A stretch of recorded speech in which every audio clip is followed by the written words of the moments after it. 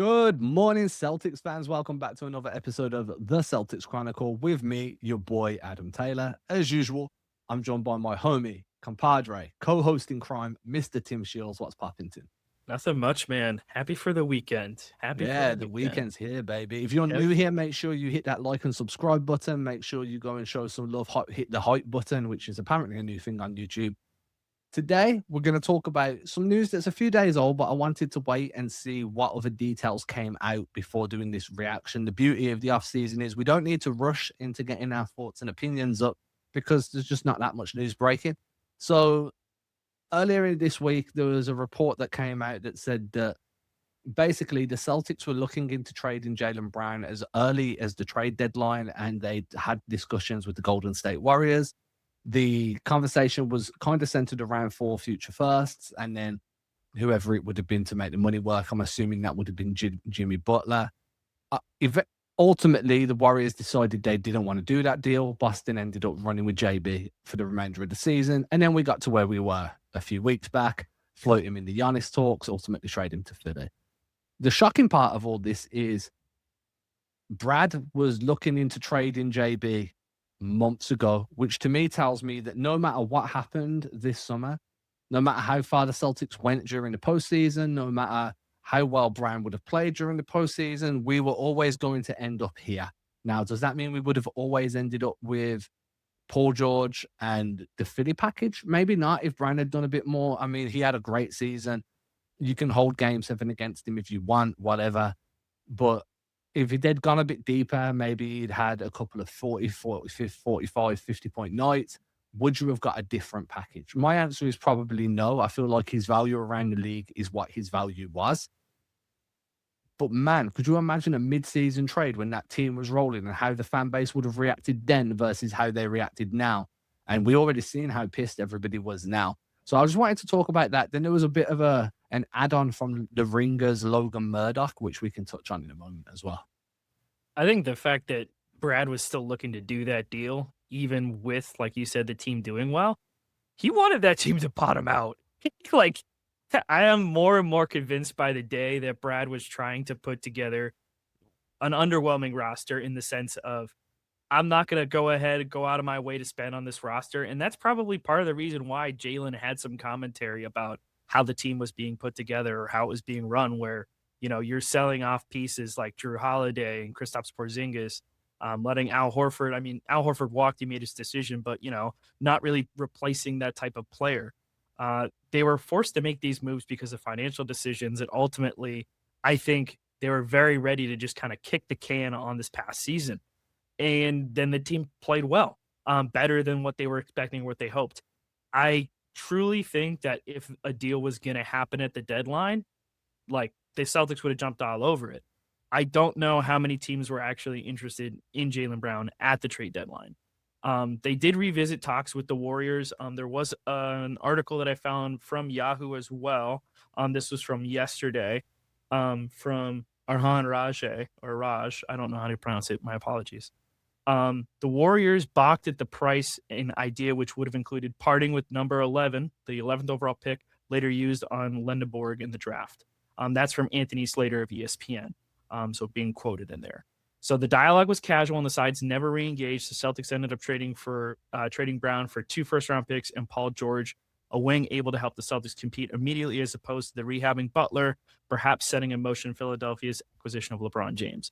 So, you could see how that sort of bled into that situation as well. But point being, like, even when the Celtics were engaged in Giannis talks, it wasn't, oh, the Celtics are trying to trade for Giannis. It's no, the Celtics are trying to trade Jaylen Brown.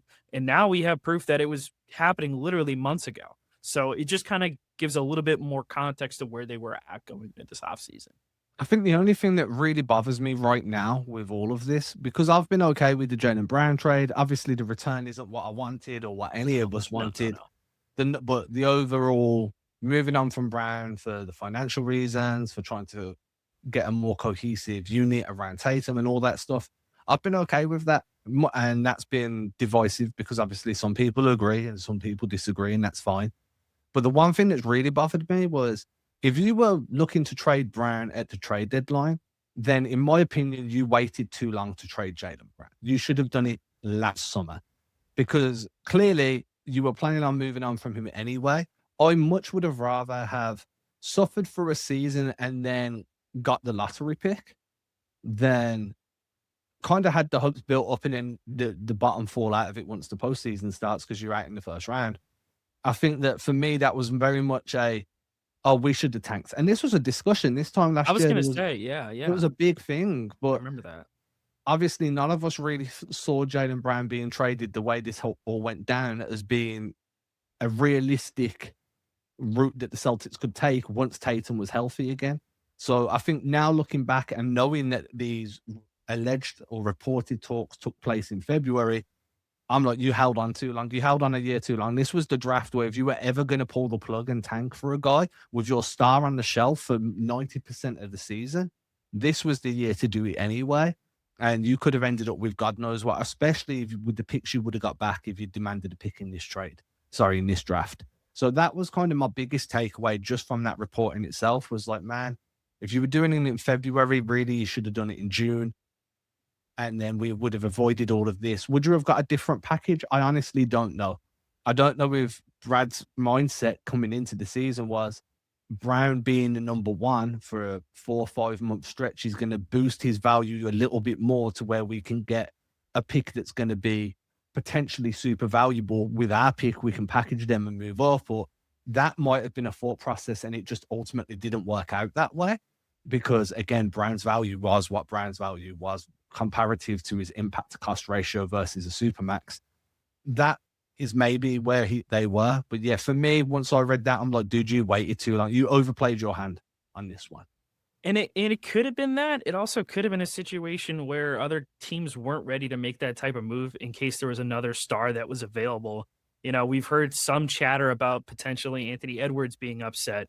You know, maybe he gets moved. And keep in mind, last summer, even this past summer, we had to talk about Giannis before going into this past season. So like there was still like Giannis was still potentially getting moved before the start of this past season. Like that was a potential thing that could have happened going into the year. So there were definitely other moves that would have probably taken priority over Jaylen Brown. And so they could have definitely approached some of these teams and said, hey, we're looking to move Jaylen. And those teams just might not have been ready to make a move like that. And again, we're still talking about what these ramifications are with the damn salary cap, the CBA, where certain teams are not going to want to invest a bunch of money into a guy unless they're certain that guy is the guy. And I think the Celtics ultimately tried to take a chance. I agree with what you're saying with specifically letting the season play out, seeing what Jaylen Brown potentially could do on his own as a number one option. And who knows? I mean, we still need to see how these picks are going to shake out long term. You know, it does suck because I think if they tanked for this past year, you would have had a shot at AJ Dibansa, who, of course, Brockton guy I love. I'm a sucker for a hometown star. That would have been great. And a lot of people were calling for it. I remember that where it was like, you lost Tatum for a year. Like you knew he was going to be out for ultimately the entire season pretty much. And that ended up being the case anyway. And the only reason he really even came back was because the team was rolling and it was a chance to say maybe what they could do in the postseason with Tatum back. And now you kind of clear that runway for Tatum to be back in full effect this year. But they still had the chance and the opportunity and the built-in excuse of this is kind of a lost season. You don't have Tatum. Everyone was like, if you're going to trade Brown, this is a great opportunity to do it. Like perfect time. It's a perfect excuse to just bottom this roster out. And they didn't. So I don't know how much of it could have been Steven's mentality and approach to it versus what the market was dictating. I don't know if Jaylen's value would have gone up or down. I do think that ultimately Jaylen having those kind of feelings and voicing things online probably didn't help his value. Oh. And I also think he definitely dictated some of his market too. You know, there were certain teams like the Trailblazers who would have had a really great trade package full of young players and picks that would have potentially been a good package for the Celtics moving forward. That wasn't an option because Jaylen Brown didn't want to play there. So like there are certain options that got taken off the table by Jaylen too. So that's an important thing to think about when in retrospect, looking at his trade value and what the ultimate result was. I mean, when you look at last season, you make a good point. There was other guys, other names that teams were waiting on, and we saw it this year. Teams were waiting on Giannis, then they were waiting on LeBron. Last year, they were waiting on Durant, right? It was the KD saga coming out of Phoenix. And could Boston have got in on that? Maybe, but why are you trading for Durant, who he was 37 coming into the season, knowing it's a dead year anyway? It makes no True. sense. Yeah. But you just said something as well. Teams don't want to take on such a big contract without being guaranteed that the guy they're getting is that guy. And I think that's been the biggest issue with Brown's trade value, point blank period, is he's being paid like that guy, but he's not seen or viewed around the league as that guy. And when I say that guy, I'm talking top 7 talents in the entire league, in the world. You are not one of the best 7 players in the NBA. And I think for me, who's got Brown in that top 15 to top 20 range, some people have him higher, some people have him lower. That's fine. It's my opinion. I do think that he's overpaid a little bit. And this leads us on to what Logan Murdoch reported for The Ringer. Should they, being the Golden State Warriors, should they have gotten in on Jaylen Brown sweepstakes? The Warriors had an opportunity to trade for the former Celtic before the deadline in February, but they couldn't build an organizational consensus that Brown would be the right player to carry the Warriors beyond the Curry era. And that was the whole thing, right? Like, if your entire front office isn't of the exact same mindset that getting Brown not only improves your chances with Steph, but he then becomes your top number 1 guy in the post-Steph era when Brown is closer to his early 30s, 31, 32, however long Steph plays for, is it worth absorbing a $285 million deal, knowing that Brown, obviously, who is extension eligible this summer with Boston, now he's been traded, it's a year later, so whoever traded for Brown is then on the hook for extension negotiations next summer at around $70 million a year, which was a whole big issue for me, saying, one, I wouldn't extend Brown this summer if I was Boston, because it's 3 or 4 years down the way. You don't know what type of player he's going to be. Have injuries affected him? Has his athleticism started to decline? Then you're going to give him 70 million, 71 million at 33, 34. I think that was another reason why Golden State kind of stepped back, and they were just like, do you know what? We're not sure this is the right guy for that value of contract. And ultimately, that, from my opinion, this isn't obviously anything I know for a fact, but ultimately, from the way I've read this whole situation, that is how a lot of teams around the league looked at it. We do not view his status in the NBA, top 15, top 20, top 10 to 12, however you view him, he is not a guy that gives you what 285 million should be giving you. And if you don't want to look at the numbers for you cap heads, he is not a 35% of the cap player. And I think with teams looking at that and then viewing it as, we don't want him to be our number 1, he's better served as a secondary or tertiary guy, it really lowered his trade value. But I was just totally shocked that Brad explored that in February. The fact that it was even on the table, like it was a discussion, especially like when the team was rolling, it does really kind of show what they were thinking. Like their mentality always was going to be, this is what we're dealing with. And again, who knows like what was going on behind the scenes? We have no idea if there was some locker room friction or commentary that was going on, or maybe they started to have some type of conversation about the extension, or maybe even just internal discussions within the front office of, maybe this is not the guy that we want to be paying $140 million on an extension at ages, 33 and 34 at that point. Again, you don't know what he's going to look like in those seasons. And the fact that you even have to have that kind of conversation, or even that thought process of like, if you have a little bit of doubt, any kind of doubt at all about giving out that type of extension, then you probably shouldn't give out that type of extension. And that's sort of where they were at with things. And I don't fault the Celtics for trying to trade him at the deadline. Am I surprised? Yes. Would I have hated a return package of an injured Jimmy Butler? Absolutely. That is a bad return. It would have been the picks mainly that would have been the appeal of that. And while we still don't know where the Clippers pick is going to land, because that's really the kind of like the gem on top of now the Philadelphia pick, because you have no idea how that situation is going to play out with the 76ers. You have no idea. That whole situation could go south. They're in all chips, all in right now. If they have to blow this up, they probably keep Maxey and Edgecombe and everybody else gets bounced. Yeah, and that actually makes sense if you're trying to reset around your young guys. Both of those guys are clearly studs, especially Maxey. Both of us are fans of him, so that's fair. But the fact sorry, go on. No, I'm no. gonna say I see Philly's roster how I now view the Celtics 2024 team. They've got a 2-year window, and at And the it's end of that a 2-year window, start, like a hard 2-year window. yeah, at the end of that 2-year window, shit's gonna change, and they will choose their guys to build around, and they will choose their guys to move on from. Mhm. And for me, it's gonna be Brown will probably be one of the guys to move on from. Just because by then, what's Brown gonna be? Let me pull up his spot track at the moment. Jaylen Brown, spot track. Right. So Jaylen Brown in 2 years will be on the final year of his deal. So he'll play this season, play next season. He'll be coming into the final year. He'll be aged 32. He's going to be a lot easier to move in the final year of a Supermax, assuming they don't sign an extension. They sign an extension with him sticking around. No team's going to trade for that. Yeah. I don't think they'll sign an extension. That's a decision they're going to have to make next summer. I don't envy that. No. But I do think they've got a 2-year window with LeBron, and I think after that, because what's wild is I'm sure I read somewhere that they're below the tax line because of the deals, and then they did one other minor move that got them below the second apron. So right now they're under both aprons. Yeah, so they're a non-tax team, and that changes the maths a little bit because they're not going to be as subject to the punishments the same. I mean, VJ's comes on a rookie scale deal. You got to remember that. LeBron's on a veteran minimum. You got to remember that. You've got Maxey on a decent sized deal. You've got Brown on a decent sized deal. I'm sure Joel's on a supermax. How the hell are they under the first apron? I'm pulling it up right now, and yeah, pull that shit up. It's because of KCP. Because I remember I got like a notification the other day, and I was like, that was also my exact reaction. I was like, how the hell are they under that damn apron?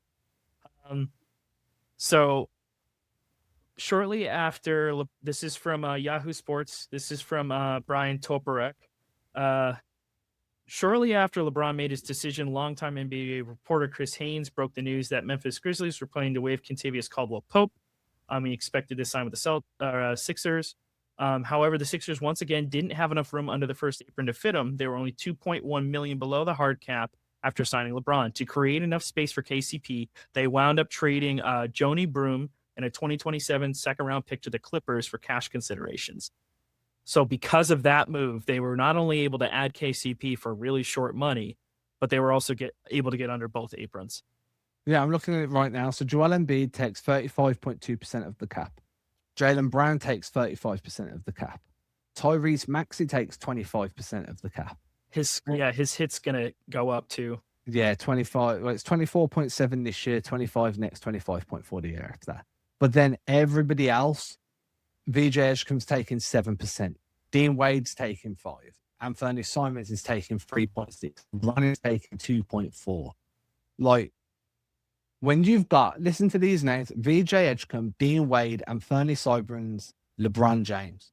And between them, that is less than probably about 8. I'm not going to do the math off the top of my head too. Yeah, it's probably less than 20% of the cap for those 4 names. LeBron James, Dean Wade, Anthony Simons, VJ Edgecombe. The Celtics were never in that position. Their big names was KP, Drew Holiday, both on major deals. Jaylen Brown, Jason Tatum, big boy deals, Al Horford. Okay. So, and then there was another name I forgot, Derek White. So, I'm still looking at this as a 2-year window because I do not think LeBron James plays until he's 45. No. Period. I think that if you're going to move on from Jaylen Brown doing so in this final year, that makes sense.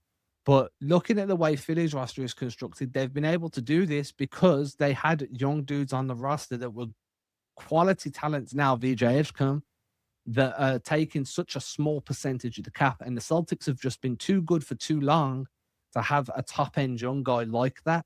So for that reason, it made more sense for Boston to get off of Jaylen Brown. I know that Paul George comes in and brings 35% of the cap roughly himself, but it's not about this season. He's got a player option next year. If he takes it, he's tradable because it's an expiring deal. If he does really well and he takes it, you maybe run with it. But there's a chance that he opts out. I don't see him opting out at all. Why would you opt out of that sort of money? Unless you want an extension. Yeah, and you want to do it on team-friendly side. Yeah. But what I'm getting at is this added flexibility, and the Sixers, in my opinion, are a 2-year window, regardless of the way their cap sheet looks. I know that was a really long fucking way of saying that. No, but I mean it's fair. I like the breakdown. It's useful. I'm just at the point now where I'm like, I genuinely, from my stance, has changed a bit to you waited too long. This should have been done a year ago. But other than that, no, I understand why the Warriors stepped back. I understand why the Celtics tried to find somebody in January. I also understand why it went down the way it did and why this is where you are. As far as I'm concerned, it's just broke that way. And whether you like it or not, the trade's happened. It's done. It's dusted. Yeah, and I mean, there's really no going back and playing kind of retrograde on this and trying to reframe stuff. There's no changing the fact that he was offered and a deal didn't end up, coming to fruition. The fact that they were even talking to the Warriors as well, a team that beat them in the NBA Finals, about potentially moving a franchise guy over there to potentially compete for a championship with Steph Curry. The fact that the Warriors didn't even want to try and broach that subject after having discussions of how he fits long term. Can he carry that franchise? It really shows where certain franchises are at in terms of how they value players and how they value contracts, because it's not just about what a guy brings to a locker room or what he brings to the stat sheet, but it's also what's his monetary value compared to the value of what he brings on the floor. And that's unfortunately what a lot of teams are facing right now. And I think the Warriors are interesting too. Like, with everything going on, like they're another team that could potentially blow it up. We've heard talks about the Warriors front office not being on the same page with Steph Curry. And, that was the pivot I was about to take us down. Like, we talked with Mike a little bit because we were like, we don't want to jump on to talk about. Yeah, but I don't want to do a full episode on it because I gotta acknowledge the elephant. Right. But yeah, you've got to talk about the elephant in the room. Yeah. Steph Curry is reportedly, not what the Warriors are planning around right now. They're building for the post-Curry era, which to me is bullshit. If you've still got Curry there and the messaging coming out of that franchise for 2 or 3 years is they're trying to build around Curry to give him one last shot before it's the end of his career, to now change that completely and be like, oh, no, we'll build him for when Curry's done. Like, trade him then. And if they're not in the same pathway, I feel like a Curry Tatum duo is championship material off jump. I feel like Paul George being traded there with some draft picks makes sense. Do I think it happens? No. I genuinely believe that Curry will retire with Golden State. I'd be really shocked if he got moved. Would I like it to happen? Fuck yeah. I think that was why I didn't need to do a full episode. Because I think it's a pretty short conversation, right? Like, oh, do you want Steph Curry on your team? Yes. Do I think he's going to leave Golden State? Probably not. They would be stupid to, but again, it also is pretty stupid to advertise that, yeah, we're building after Curry. It's like, no, dude, like you need to build a winning roster, sure, but this is a guy that you should be able to retain. And the fact that you have his rights and everything, if you can get him to take a pay cut, and I know that's an insane thing to say, but LeBron James just took a massive pay cut. You could have him take a pay cut and build out the rest of that roster financially because you have the flexibility to do so. Hell, Draymond Green opted out in order to try and create the space for LeBron, just for him to re-up on a 1-year deal, mind you, 1-year deal, $27.1 million, the same exact amount of money that he was supposed to get anyway before. So they're clearly lining up for free agency between Curry as well as Draymond Green. So that whole roster might be completely different. So I think there's a world where you don't trade for Steph Curry and Steph Curry ends up on a completely different franchise next year. That is not fantasy land talk anymore. It's potential. And that's what all of this stuff is. It's just talk until something actually happens. And going back to the fact that the Celtics traded for Paul George, they have the ability to enter these types of conversations now because they moved off of Jaylen Brown's contract. Whether it's just in terms of, hey, we cleared out a bunch of cap space because Paul George opted out, and now we have a flexibility we didn't have before, where we can go out and get guys, we can acquire guys, we can sign players.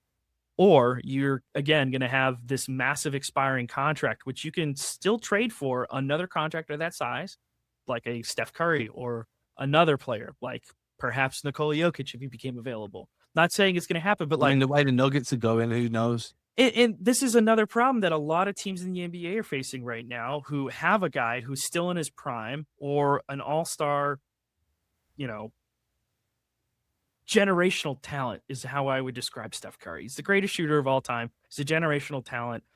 They don't make those guys. If they do, they're making them in a freaking lab. Like, it's just Yeah. not, they don't grow on trees. That type of player is rare. And if he's available, then you try and go out for him. The fact is that these teams are facing the same problems the Celtics are, except the Celtics were faced with a harder decision because they had two guys on massive contracts and they were starting to see where things were heading and they were trying to get ahead of it. And now by doing that, they have more optionality. They have flexibility with their cap. And again, whether Paul George opts in or not, they could still move that deal for a deal of the same size, or they can trade it for a bunch of players on smaller deals that will help flesh out the rest of the roster. And we still don't know what the Celtics are going to do. Maybe there is another deadline deal up their sleeve where they try and pull a trigger on something of that magnitude. But the fact is that they're able to actually have that conversation because of the contract situations that they have and the picks that they acquired. They do not have that optionality in terms of trades if they held on to Jaylen Brown. And that's the tough thing. It's a tough pill to swallow. And look, it's cliche to say at this point, but, and again, it is I feel like it's become cliche over the last few years. If Luka Doncic can get traded, past his prime Steph Curry can be traded. Yeah. I don't see it because I just feel like his story deserves to end in Golden State. But if he's happy to keep playing and Golden State are ready to move on, if you can trade Doncic, you can trade a past his prime Steph. Yeah. And a past his prime Steph is still fucking really damn good. Especially if you have another star to shoulder that weight. Yeah, named Jason Tatum. Yeah. Mm-hmm. The best Jason Tatum. No, joking aside. I do think that Tatum and the reason I say the best is because I think Tatum and Curry would be incredible together. It would be nasty. Dude. With that being said, stuff. everybody, I feel like we're going to start circling now. So with that being said, everybody, make sure you like the channel. Make sure you subscribe. If you want to listen on audio, then find us on Apple, Spotify, anywhere you get your podcasts. We do try and grow the audio as much as we try and grow the video. Of course, subscribe to the Celtics Chronicle newsletter, CelticsChronicle.com. Free plans, paid plans, all of it's there. Show Tim some love on socials, Tim Shields NBA, and we will see you next time. Deuces. Cheers.